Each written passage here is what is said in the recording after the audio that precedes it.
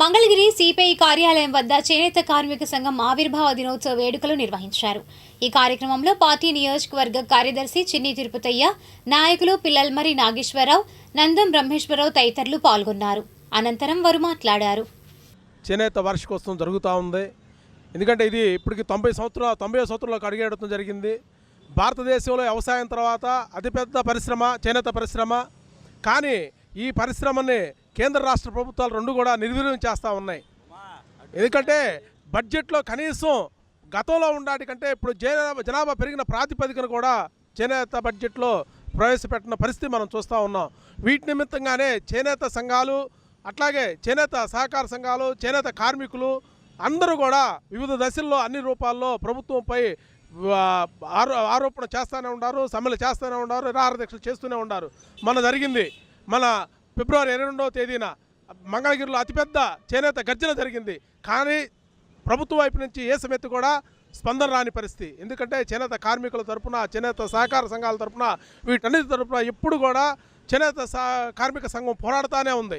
ఆ పోరాటాన్ని ఇప్పటికైనా ఈ పార్టీలు గుర్తించి పేద ప్రజలకు, చేనేత కార్మికులకు అందరికి కూడా సరిపోయిన నిధులు సమీకరించాలని చెప్పేసి, లేకపోతే ఉవ్వెత్తున ఇంకా ఉద్యమాలు కొనసాగుతాయని చెప్పేసి ఈ సందర్భంగా తెలియజేస్తూ, చేనేత పరిశ్రమలో ఉన్న సమస్యలు, కార్మికులు పడుతున్న ఇబ్బందులు ప్రభుత్వం దృష్టికి ఎన్నిసార్లు తీసుకెళ్ళినప్పటికీ ప్రభుత్వం నుంచి స్పందన కరువు లేకుండా తాసారం చేస్తూ ఉన్నారు. ఈ మధ్యకాలంలో చేనేత గర్జన పేరుతో రాష్ట్ర వ్యాప్తంగా చేనేత రంగంలో ఉన్న ప్రతి కార్మికుడు కదిలి భారీ ఎత్తున కార్యక్రమం చేయడం జరిగింది.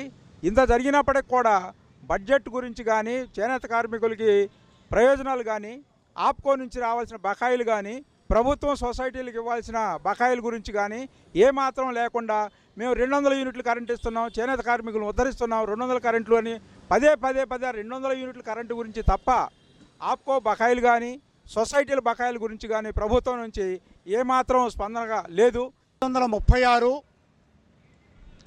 ఏప్రిల్ 10వ తేదీన కాకినాడ జిల్లా ఉప్పాడ గ్రామంలో ఆ రోజు పుచ్చల సత్యనారాయణ గారు కార్యదర్శిగా, సహాయ కార్యదర్శిగా కడుపు రాములు గారు ఆధ్వర్యంలో నేటికి 90 సంవత్సరాల క్రితం రాష్ట్రంలోనే కాదు దేశంలో కూడా ఎక్కడ ఏ సంఘం లేనటువంటి సందర్భంలో ఆంధ్రప్రదేశ్ చేనేత కార్మిక సంఘం ఆవిర్భవించి ఈ రాష్ట్రంలోనూ ఈ దేశంలోనూ చేనేత కార్మికులు, చేనేత పరిశ్రమ ఎదుర్కొన్నటువంటి అనేక సమస్యలని ప్రభుత్వం దృష్టికి తీసుకువచ్చి ఆ సమస్యల్ని పరిష్కారం చేయటంలో ఆంధ్రప్రదేశ్ చేనేత కార్మిక సంఘం కీలక పాత్ర వహించిందనేది ఈ 90వ వార్షికోత్సవం సందర్భంగా చెప్తున్నాం. ఈరోజు ఆంధ్రప్రదేశ్ చేనేత కార్మిక సంఘం 90వ ఆవిర్భావ దినోత్సవాన్ని జరుపుకున్నందుకు చేనేత కార్మికులందరికీ కూడా ఈ సందర్భంగా చేనేత దినోత్సవ ఆవిర్భావ దినోత్సవ శుభాకాంక్షలు తెలుపుతూ, ఇంతగా మన పెద్దలు చెప్పినట్టుగా ఈ చేనేత సమస్య అనేది చాలా కార్మికుడు ఈరోజు నేత నేసి పెరిగినటువంటి జీవన పరిణామ దృష్ట్యా, పెరిగిన రేట్ల దృష్టి కానీ, ఈరోజు అది చాలన జీతాలతో ఈరోజు కార్మికుడు చాలా పస్తులుండే పరిస్థితి వస్తుంది. వీటన్నిటికి కారణం కేంద్ర ప్రభుత్వం, మన రాష్ట్ర ప్రభుత్వాలు.